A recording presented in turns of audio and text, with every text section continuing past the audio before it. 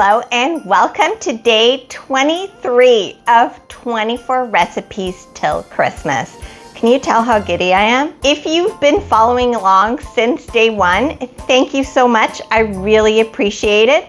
I hope you enjoyed the recipes. Today we're making Bolo Rei Escangalhado. And what that is, like a deconstructed king's cake. Well, we're not using crystallized fruits, so maybe a deconstructed queen's cake. So we're gonna use the base of the dough of the Bolo Rei that I've made. I think that was day one of my 24 recipes till Christmas. I'm gonna link it above. And we're gonna use that dough, but instead of forming it into a crown, we are going to just fold it. And we're gonna use just nuts and chocolate. So it will be delicious. So let's go over the ingredients. So we're gonna start off by making a sponge. And for that, we're gonna need some flour, instant yeast, and warm milk. And then for the main dough, we're gonna need more flour, sugar, 1 egg, softened butter, so at room temperature, the zest of an orange and the zest of a lemon, port wine. If you do not want to use port wine, you can use the juice of the orange. Your cake will just taste like orange. Not that you can taste the port wine, it's hard to explain. You can't really taste the port wine in the cake. It just gives it a really nice flavor. And then we're gonna need some nuts. I chose to use walnuts, slivered almonds, and pine nuts. You can use whatever nuts you want. You can just use walnuts or almonds, whichever. And then here I have dark chocolate. I find dark chocolate works really well. Just the contrast of the, the sweetness of the Bolo Rei, and then you have the chocolate. And to top it off, and we're topping it off with some slivered almonds and powdered sugar. A dusting of powdered sugar. So let's get going. Oh, also we're gonna need an egg to do an egg wash before it goes in the oven.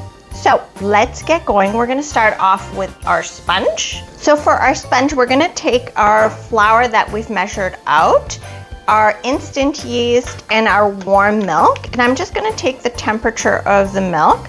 You never want your milk to be over 114 degrees because that will just kill off the yeast. But I like to have my milk at around 100, 104. And I just want to mention, if you don't have an instant read thermometer, I highly recommend getting something like this. It's so inexpensive. It's great when you're making steak. Let me tell you, I always mess up my steak. The point between medium rare and well done, I always mess that up. So this has been a game changer for me. Highly recommend. I'm gonna link it down below.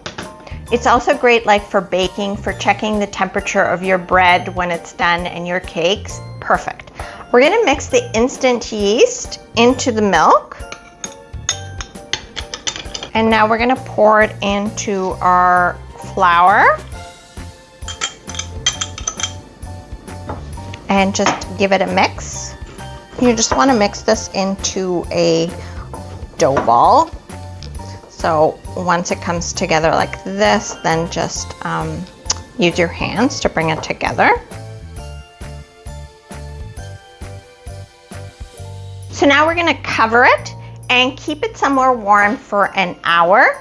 And for me, that is in the microwave. What I like to do is I like to heat up 2 cups of water in the measuring jar and then put this in there, which creates a nice warm place for it to sit because it's winter here in Canada and our house is always closed. So I'll see you back here in an hour. So it's been an hour and our starter has rested, our sponge, and now it's time for us to put together our dough. In a stand mixer, you can also, I wouldn't use a hand mixer because the dough is quite heavy.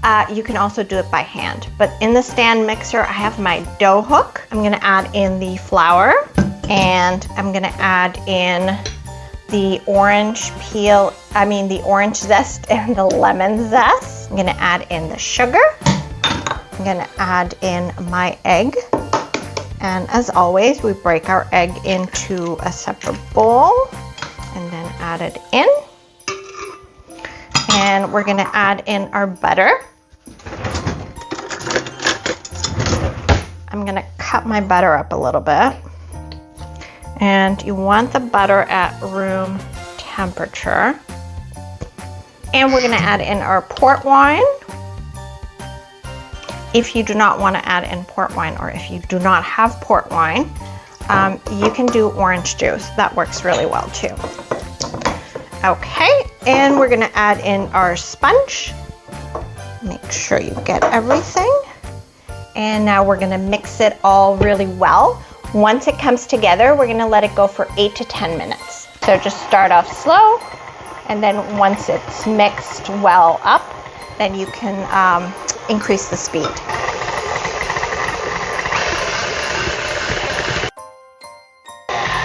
So now that it's formed into a ball, we're gonna let it go for about 8 to 10 minutes.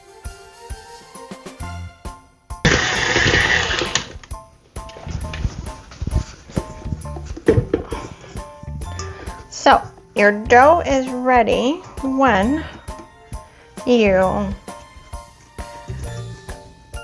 press into it and it slowly bounces back. And I like to form the dough into a ball, like so. I've coated the bowl with some olive oil, and I'm just gonna rub the dough in the olive oil and make it into a little ball. And now we are going to cover it and keep it in a warm place for 2 hours until it doubles in size, usually around an hour and a half, 2 hours. I'm gonna put it in the microwave. I have some hot water in there, and that's where I'm keeping my dough. I'll see you back here in an hour and a half, 2 hours. So it's been 2 hours and our dough is ready. It looks beautiful, and we're going to punch it down. So we're gonna get out all the air out of the dough and transfer it to here. And what we're gonna do is we're gonna divide it into 4. So that and like that. And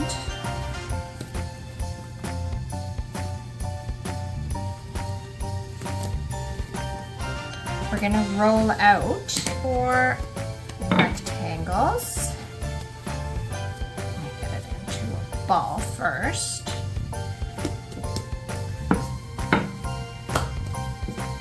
We want to have 4 equal rectangles. Perfect.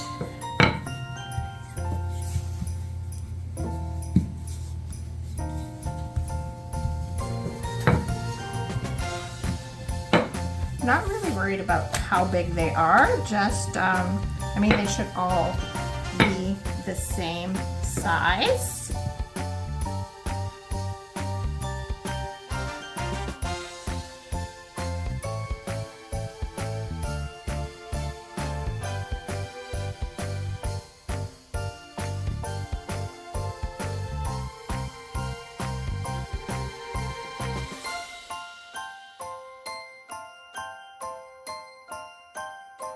Okay, so we've rolled out 4 pieces. They're about the same size.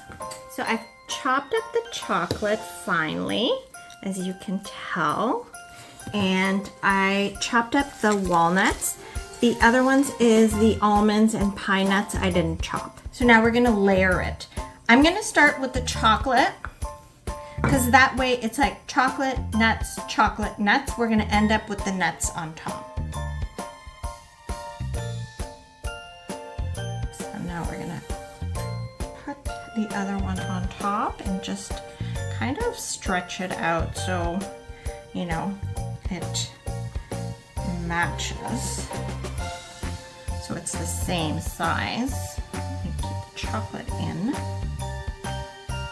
So if you stretch it out and you sort of like press it down, it will stick to the bottom layer. And now we're gonna take our nuts and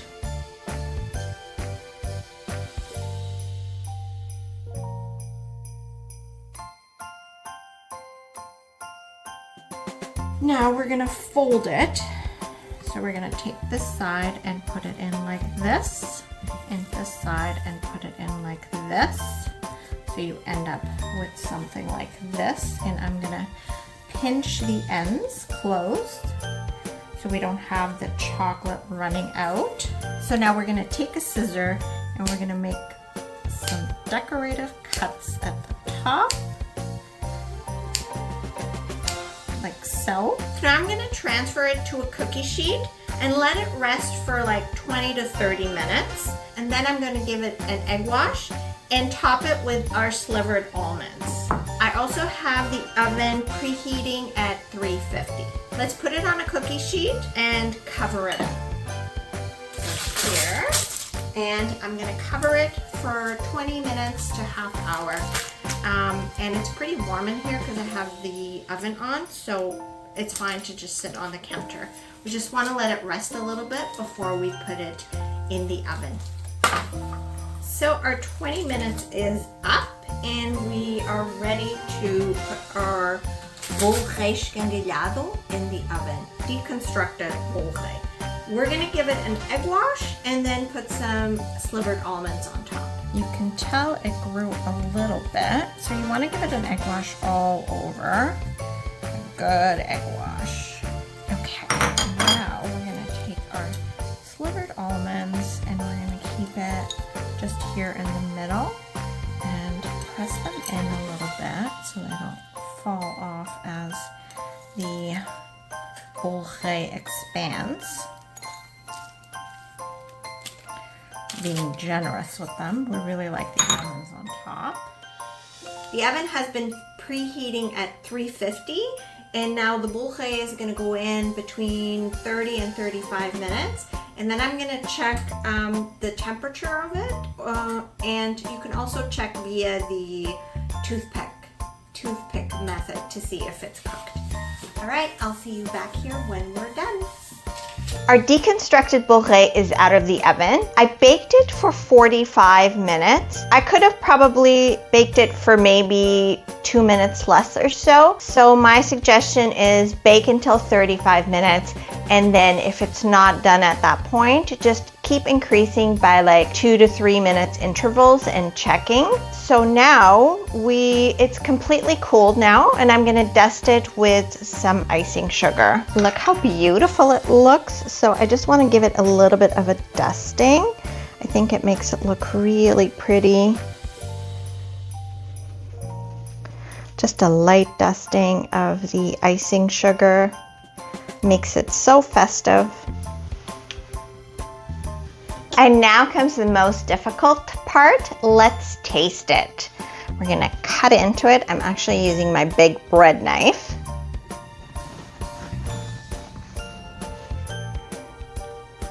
Look at that.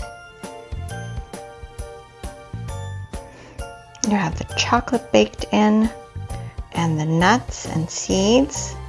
Look how beautiful it looks. So now let's taste our Bolo Rei Escangalhado, our deconstructed Bolo Rei.